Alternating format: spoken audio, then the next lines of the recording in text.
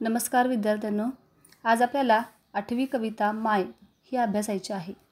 बघा, माय म्हणजेच आई। बघा, जिच्या उदरामध्ये आपल्याबद्दल खूप असे प्रेम आणि प्रेमच असते ती व्यक्ती म्हणजेच आपली आई असते। आपण जन्मभर तिचे काय असतो, ऋणी असतो आणि हे ऋण आपण कधीही फेडू शकत नाही आणि या ऋणातून आपल्याला मुक्त व्हावं असं देखील वाटत नाही।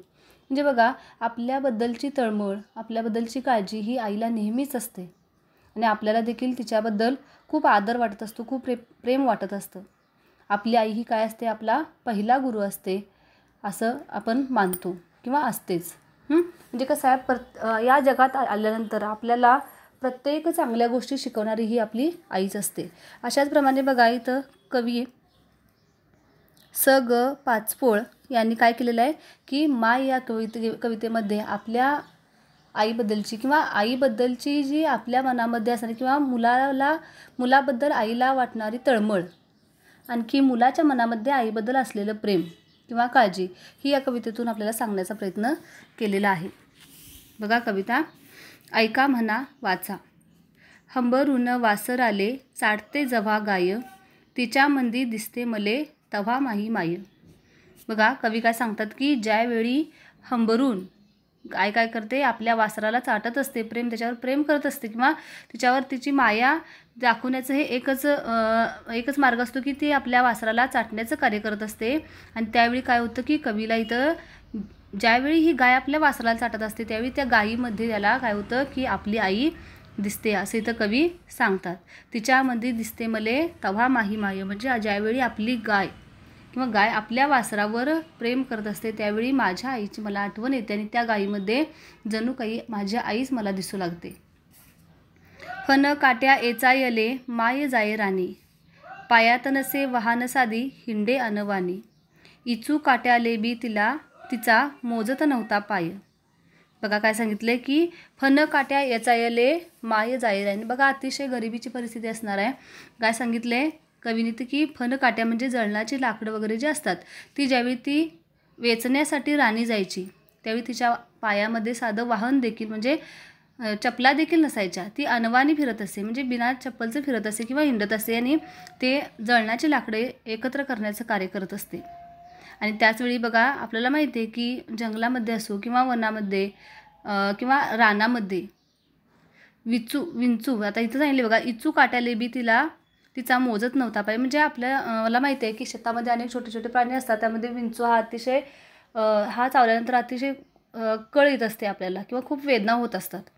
आणि अशा प्रकारच्या कीटकांची पर्वा न करता ती काय करत असते, अनवाणी पायाने हे फनकाट्या म्हणजेच जळणाची लाकडं वगैरे गोळा करण्याचं कार्य करत असते।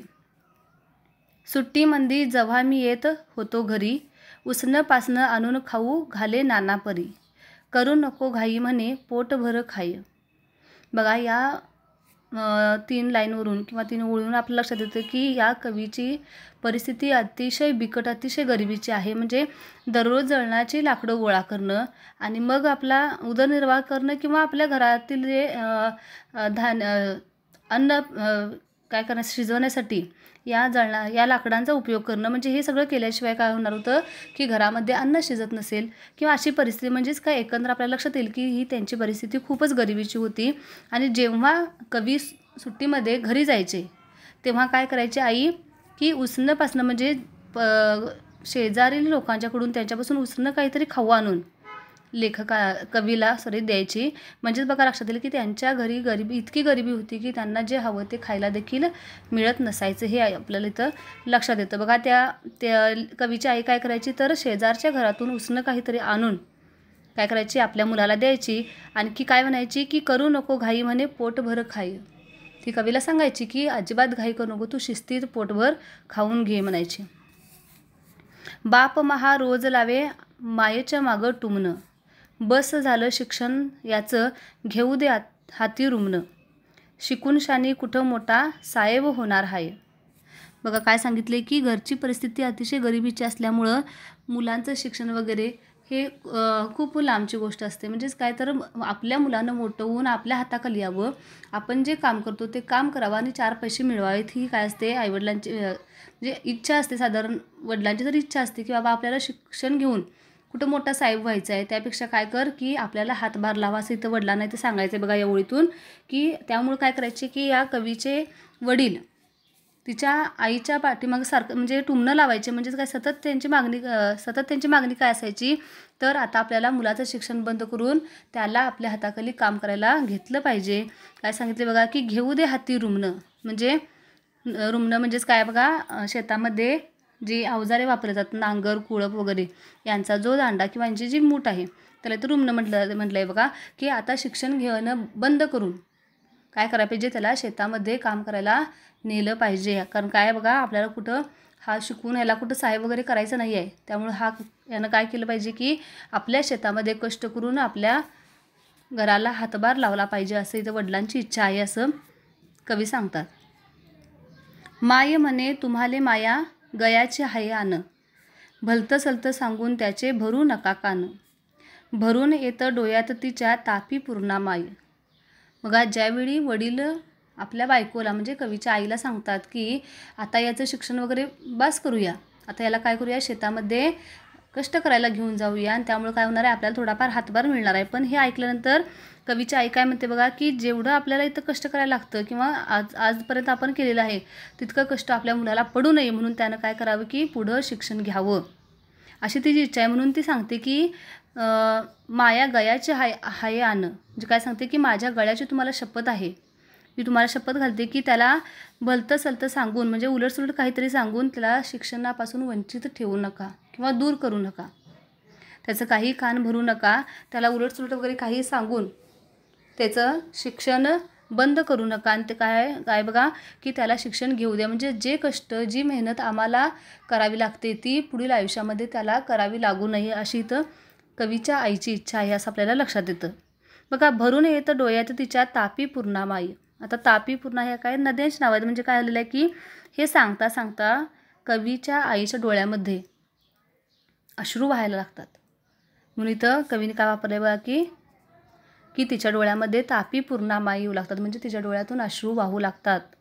म्हणजे तिला असं वाटतं की आपल्या मुलाला कष्ट करावे लागू नयेत, म्हणजे उन्हातानामध्ये कष्ट करावे लागू नये, चांगलं शिक्षण घेऊन त्याला त्याचं आयुष्य पुढचं काय चांगलं व्हावं, त्याची प्रगती व्हावी अशी इथं आईची इच्छा आहे. आणि हे सांगता सांगताच तिच्या डोळ्यामध्ये अश्रू वाहू लागतात. बोलता बोलता एकदा तिच्या डोळ्यात आलं पाणी, म्हणे कवा दिसन सांग मले राजा तुही राणी, या डोळ्यानं पाहिन रे मी दुधावरची साय. बघा काय सांगितलंय की कवी सांगतात की आईचा इतका पुढचा विचार आहे की आई आपल्याबद्दल इतकं काही विचार करत असते, इतकं काही ठरवून ठेवत असते. ती काय सांगते एकदा बोलता बोलता आपल्या मुलाला की ती बोलता बोलता तिच्या डोळ्यामध्ये पाणी देखील येतं आणि ती तसंच सांगत असते की मला तुझं काय करायचं आहे, भरलेला संसार पाहायचा आहे, तुझे म्हणजे बघा राजा तुही राणी, म्हणजे म्हणे कवा दिसन सांग मले राजा तुही राणी, म्हणजे तुझ्या बायकोला पाहायचा म्हणजेच काय, तू चांगला मोठा होऊन तुझं लग्न झालेलं तुझा संसार थाटलेला मला पाहायचा आहे. आणि या डोळ्यानं पाहिन रे मी दुधावरची साई. आता दुधावरची साई तो कोणासाठी म्हटलेलं आहे, तर आपल्या मुलाचा संसार फुलावा, त्याला मुलं बाळ व्हावी, म्हणजेच आपल्याला नातवंड व्हावी आणि ती मी माझ्या डोळ्यानं पाहावी अशी तर काय बघा ते कवीच्या आईंची इच्छा आहे असं इथं ते कवी सांगतात. बघा, म्हणजे आपल्या आयुष्याचा विचार न करता आपल्याला कितीही कष्ट लागले तरी आपण आपल्या मुलाला जे हवं आहे ते खाऊ घालावं, त्याला शिक्षण द्यावं आणि त्याचा बहरलेला सुंदर असा संसार पाहावा अशी इच्छा इथं काय केलेलं बघा कवीच्या आईने व्यक्त केलेली आहे. म्हणून वाटते मले तुही भरावं सुखानं ओटी, पुन्हा एकदा जन्म घ्यावा माय तुझ्या पोटी, अन ठेवावे माय घट्ट धरून तुहे पाय. बघा काय सांगितलंय की तुझ्या मनामध्ये माझ्याबद्दल असलेलं प्रेम, जिव्हाळा, आणखी आपुलकीची भावना, म्हणजे अतिशय प्रत्येक क्षणाक्षणाला प्रत्येक गोष्टीमध्ये तू माझं सुख पाहत असतेस. आणि हा जो तुझा विचार आहे किंवा हे जे तुझं प्रेम आहे ते काय होतं की मला तुझ्याकडे ओढ लावून घेतं किंवा ओढून घेतं. आणखी मला असं वाटतं की तुझ्या मनामध्ये माझ्याबद्दल असलेलं प्रेम आणि या सगळ्यामुळं किंवा काळजी या सगळ्यामुळं मला वाटतं की तुझं जे आयुष्य आहे ते सुखानं भरून निघावं किंवा मी स्वतः तुझ्या आयुष्यामध्ये खूप सुख आणावं, तुला खूप आनंद द्यावा असे तर सांगायचं आहे. की तू जसं माझ्याबद्दल इतका विचार करतेस, माझ्या सुखाचा विचार करतेस, त्याप्रमाणे मी काय करावं की हे सगळं तुझं पाहून मलाही वाटतं की तुझ्या आयुष्यामध्ये फक्त सुख सुख आणि सुखच यावं आणि ते मी आणावं. तुझ्या डोळ्यामध्ये जे आता अश्रू दिसत आहेत, जे दुःखाचे अश्रू दिसत आहेत, तिथं मी सुखाचे अश्रू निर्माण करावे असं मला वाटतं. म्हणजेच इथं काय सांगितले बघा की म्हणून वाटते मले तुही भरावं सुखानं ओटी. मी सुखानं ओटी भरायच्या म्हणजे काय, तुझ्या आयुष्यामध्ये मला सुख आणायचं आहे, तुझं आयुष्य सुखानं भरून टाकायचं आहे. पुन्हा एकदा जन्म घ्यावा माय तुझ्या पोटी. म्हणजे अशी तू माझी आई आहेस की मला नेहमी तुझ्याच पोटी जन्म घ्यावा अशी माझी इच्छा होत आहे. अन ठेवावे पाय घट्ट धरून ठेवावे माय घट्ट धरून तुहे पाय. बघा काय सांगितलेलं कवीने तर शेवटी की तुझे आयुष्य मी सुखाने भरून टाकावे, आणखी तुझ्याच पोटी परत जन्म घ्यावा आणि काय करावे की तुझे पाय हे मी घट्ट धरून ठेवावे. म्हणजे मी तुझ्या पायाशी नेहमी राहावं, तुझ्या ऋणामध्येच मी नेहमी राहावं असं इथं कवीने शेवटी आपली इच्छा व्यक्त केलेली आहे. अशा प्रकारे बघा एका अशिक्षित आईची काय केलेलं आहे, मुलाच्या शिक्षणासाठी असणारी तळमळ.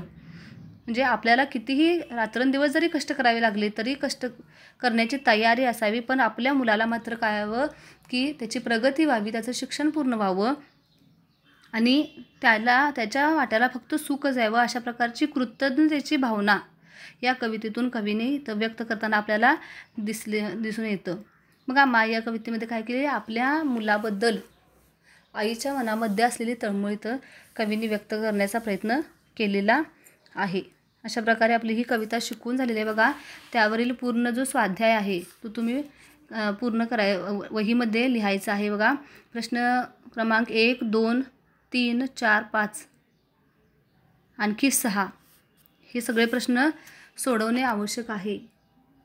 त्यानंतर खेळूया शब्दांशी, खालील शब्दांच्या समानार्थी शब्द लिहा आणि खालील शब्दांचे विरुद्धाचे शब्द लिहा. हे तुम्ही दोन्ही वहीमध्ये आपल्या लिहायचं आहे. त्यानंतर ई हा देखील प्रश्न तुम्ही लिहायचा आहे बघा. म्हणजे काय सांगितले, गळ्याचे आण घालणे, कान भरणे हे वाक्यप्रचार या कवितेत आले आहेत. गळा व कान या अवयवांवरील वाक्यप्रचार माहीत करून घ्या म्हणून सांगितले आणि त्यांची यादी करा. म्हणजे 8 ते 10 असे वाक्यप्रचार तुम्ही एकत्र, म्हणजे जेणेकरून ते अवयवावर आधारित असावेत. हात असू दे, डोळे असू दे, कान असू दे, याच्यावर आधारित असलेले. नंतर उपक्रमामध्ये बघा साने गुरुजींचे श्यामची आई हे पुस्तक वाचा. हे तर मी तुम्हाला पहिल्यापासून सांगत आले की श्यामची आई हे पुस्तक तुम्ही जरूर वाचलं पाहिजे. म्हणजे त्यामध्ये काय बघा की श्यामच्या मनामध्ये आईबद्दल असलेला आदर, प्रेम हे आपल्याला यातून दिसतं. किंवा श्यामची आई प्रत्येक गोष्टीतून आपल्या मुलावर कशाप्रकारे चांगले संस्कार करत होती हे तुम्हाला या श्यामची आई या पुस्तकामध्ये वाचल्यानंतर लक्षात येईल. हे तुम्ही जरूर वाचलं पाहिजे. त्यानंतर बघा आई या विषयावरील कवितांचा संग्रह करा. ते देखील तुम्ही 3 ते 4 कविता तुम्ही संग्रहित करून ठेवायच्या आहेत, म्हणजे लिहून ठेवायच्या आहेत. त्यानंतर बघा खालील वाक्यातील सर्वनामांना अधोरेखित करा म्हणून सांगितले. यातील सर्वनाम शोधून तुम्ही त्यांना अधोरेखित करायचं. नंतर खालच्या जे प्रश्न आहेत ते देखील तुम्ही पूर्ण करायचे आहेत. म्हणजे बघा आणि शेवटी गाळलेल्या जागी कंसातील योग्य सर्वनाम लिहा. तर खालील चित्र पाहून रिकाम्या जागी योग्य पुरुषवाचक सर्वनाम तुम्ही इथं लिहायचं आहे. आणि शेवटचा प्रश्न आहे बघा, खाली दिलेल्या सर्वनामांचा उपयोग करून वाक्य लिहा. जी सर्वनामं दिलेली आहेत त्यांचा वाक्यामध्ये उपयोग करून तुम्ही वाक्य तयार करायचं आहे. अशा प्रकारे ही आपली कविता शिकवून संपलेली आहे. त्यावरचा स्वाध्याय तुम्ही वेळच्या वेळी पूर्ण करा. आणखी लिहून झाल्यानंतर मला तुम्ही फोटो पाठवायचे आहेत माझ्या पर्सनल नंबरवर.